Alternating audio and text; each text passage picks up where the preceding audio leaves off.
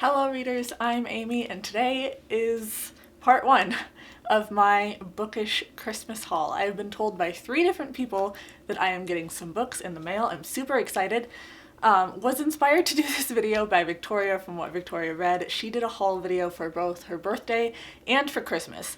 The thing is, for her birthday, she had like 20 some packages piled up at her house and she was waiting until her birthday to open them. I am not that person. If I get a package in the mail, I'm not waiting for anybody. I am the most impatient person that I know. I'm not going to do it. So I'm going to open these packages as they come in because I just find it irresistible. So we're going to start off with this package from Hilary, which at first had me thinking, did I order something from Ulta? Because I saw the side before I saw the top of it. And so I did look at the letter. I have not looked at the books yet. There is this adorable card of an abominable snowman. He's very, very cute. And this very interesting note that says, read after you have opened your gifts. So let's see what we got here. Tissue paper! The best feature of any box. Next to bubble wrap, of course. We have this gold wrapped. Is this going to be like a pen or a bookmark or something sweet? Hilary is known far and wide for her irresistible sweet tooth. Just anything sweet and delicious. She will have it. She will eat it. Me actually showing you how I unwrap things would be a disaster because while I can wrap things very nicely, I cannot unwrap things without completely destroying them. And it is a pen. It is Tombow ABT water-based and it's an N15. It looks like it's double-sided. Yes, it has this little tip here on this side. Ooh, and this like brush tip. I love the idea of a brush tip. I have not used brush tips very often. I don't have a lot of practice. I don't think I'm particularly good with them. I think I actually have a couple of brush tips though that I need to practice more with. I can only assume that this is for book journaling because I do some book journaling myself. She's been on me all year to try and get some of that content on BookTube, which I haven't been able to do. With my 40-hour-a-week job on overnights, most of my book journaling was done while I was sitting at the desk at work, and I absolutely could not film there.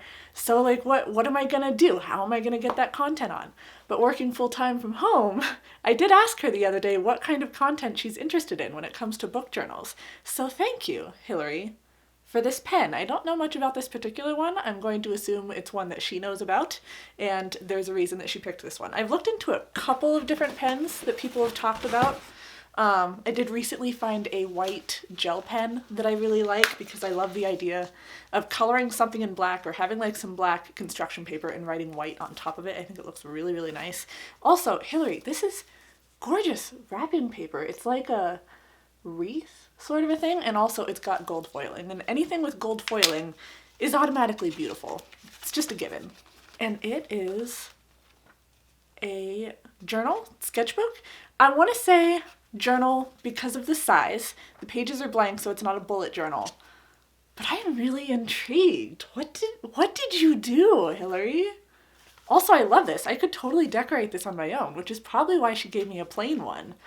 Oh, and okay. And it's got a little flap in the back, which is really, really nice. Awesome. And I love how it's so just, it's artsy. It's open to all sorts of creativity. I'm very excited. Oh my gosh. Okay, last one. Again, with beautiful wrapping paper that I'm going to completely destroy. Also, apologies for all the lipstick that ends up getting on my teeth. It's a hazard of wearing lipstick. At this point, I've had so much lipstick on my teeth throughout so many videos. I really don't think I even care anymore. Oh, and oh my god. Hilary, is this your copy or is this a copy that you bought? I have a thing about vampires. I did a vampire readathon for Halloween and I noticed that Hilary was reading a book called Fangs. It's like a novella about vampires. Oh, a graphic novella, which I don't really read graphic novels much. Kind of personal bias that I'm trying to overcome. But she sent me a copy of Fangs, which I remarked on her channel. I thought it looked so interesting. Sarah Anderson, author of Sarah's Scribbles, which sounds really familiar. I feel like I should know what that is. And on the back it says, I want your love, and love is crossed out, and it says blood. And I'm very interested in this. I'm gonna have to do like a reading vlog / journaling vlog with my new pen and my journal and fangs. Oh, Hilary, thank you. Oh my gosh, thank you. I love it. I love it. All right, here for the second day of opening things. I have one more gift that I'm waiting for. This is just in a little Amazon package. I believe this is from my coworker, or used to be coworker, who, you know, lives in my area and everything. No! It's even prettier than I thought it was. Okay, recently I read Girl, Serpent, Thorn by Melissa Bashardouse, and I've been talking about how much I loved her first book, which was Girls Made of Snow and Glass. She got me Girls Made of Snow and Glass. And also, bonus, I just thought this was a white book. I don't know if you're going to be able to see how freaking gorgeous this is, but it's like shimmery. You can see it a little bit. There's a shimmer to this. It's not just white. Gosh, it's gorgeous. Oh, so excited. I've wanted, you know how like there's the things that you really, really want to buy. They don't actually cost that much, but you really want to buy them and you keep putting it off and saying, no, I don't need it.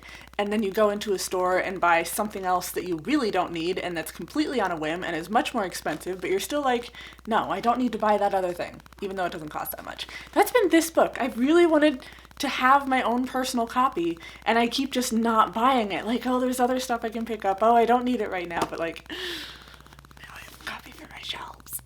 Ah! Thank you, friend. Thank you. Thank you, thank you, thank you. Hello, readers. I am back. I finally got my third package in the mail that I've been waiting for since before Christmas, which apparently there's a little bit of an address mix-up, which I thought I updated my Amazon address, but I opened the flap. I have not seen what's inside it yet. I'm going to assume that this is the one from Victoria that she sent before Christmas. It's here. I'm excited. And I finally get to wrap this video up. All right, let's see what we got. Yes. Oh my God. I have been commenting on this book. Victoria kept talking about this book in like really recent videos and saying that it was great. She got me a copy of Don't Touch My Hair. Also, it's February, Black History Month. I have a bunch of Black authors on my shelves that I want to get to this month, and this is definitely going to make the list. I have been wanting to read this book ever since I first heard about it. Like, it's about black hair, which is something that I know almost nothing about, and that I know can be a very sensitive topic, and I'm like, I want to learn about this. So I know there's another one, I think it's nonfiction, it's called Twisted. I know that Hilary from Melted Books has read that recently, so that's another one that I really want to get my hands on. Victoria, thank you. I'm going to be reading this immediately. I am so excited. Thank you to everyone who has sent gifts to me the whole time that I've been on BookTube, because they're great, and I love knowing that you guys like me and are my friends and are thinking of me, and I'm feeling all sappy now. So while we're here doing a Christmas haul anyways, I figured I might as well just turn it all into a regular book haul. So I did recently do my library book haul because I had a ton of books that I got in from the library, because who needs a physical TBR? Or who needs to pay attention to their physical TBR when you have a library app and 2 library cards? But I have hauled some other books. Now I am on a book buying ban. That said, my husband has like the full Amazon Prime account, so we have Kindle, we have Audible, stuff like that. I have bought one book this year, and that was a Kindle book. It was The Only Woman in the Room, about Beata Sirota Gordon. I think Beata is how I'm supposed to be pronouncing her first name. I've seen it like a couple of different ways. That's the one I'm kind of going with right now. It was an awesome memoir. I am giving myself a pass on purchasing this book because that was the only way that I could get my hands on it, and it was for my history paper for school. So school's gonna be a big exception to the book buying ban, but it was really great. I highly recommend it. I did a video talking about her recently. She's like one of my new feminist heroes. She changed women's rights in Japan forever, and she was Jewish in the 40s in Japan. So big life accomplishments were made. What else have I picked up recently? We have the Kindle, what's it called? Where you can get like Kindle Unlimited, where you can get certain books for free at certain times. So I also ended up getting Roller Derby Vampire Girls. That was on Kindle Unlimited. That one, I had this, I don't know if I had the account follow me or if I found the account and followed them. It was a little while back, I think before the book was published, and I'm like, it's roller derby, which is awesome, and it's vampires, which everyone on this channel knows I kind of have a thing for, so it's like, well, I wonder what this account is, and ends up it's a book, and it's like, well, that's a book I'm gonna read. And then it was on Kindle Unlimited, so I ended up picking up that. There is also Weird, which, I don't remember what it's about exactly. It's like a bunch of sci-fi short stories, but I remember seeing, is it Rachel on Shades of Orange talking about this book, like, maybe over a year ago, and it looked really interesting. It seems like something both my husband and I would be willing to try, so I went ahead and picked that up to read at some point. I believe there's just one other book that I have to talk about that we've picked up, and that was a free edition on Audible of Kill Creek. And that one I'd gotten at the library like a couple months ago, and then I returned it because I wasn't going to have time to read it, and I saw it on Audible, and it's like, oh, I'll just pick it up. I'm not paying for it. And Kill Creek is going to be my last attempt at haunted houses. Now, I never got around to reading Home Before Dark by Riley Sager. I've heard some pretty good things, but also Riley Sager, he's not bad. He's just like a very solidly 3-star author for me. And 3 stars is not bad. 3 stars is good. It's just haunted houses have been really difficult for me. The only haunted house that I can think of ever having enjoyed was the Haunted Mansion movie, and I think that was just because it was more of a comedy or something. But besides Haunted Mansion, I can't name a single haunted house movie that I have thoroughly enjoyed. And I definitely can't name a single haunted house book that I've thoroughly enjoyed. We Have Always Lived in the Castle. I don't know that that was a haunted house book, but it was a Shirley Jackson book about a castle, and I was bored and I didn't get it. I read Haunting of Hill House, and I was bored. I don't understand why it's popular. Basically, nothing happens. It's almost more of a psychological thriller, if nothing else. Didn't get a chance to read Home Before Dark, but I did have it from the library.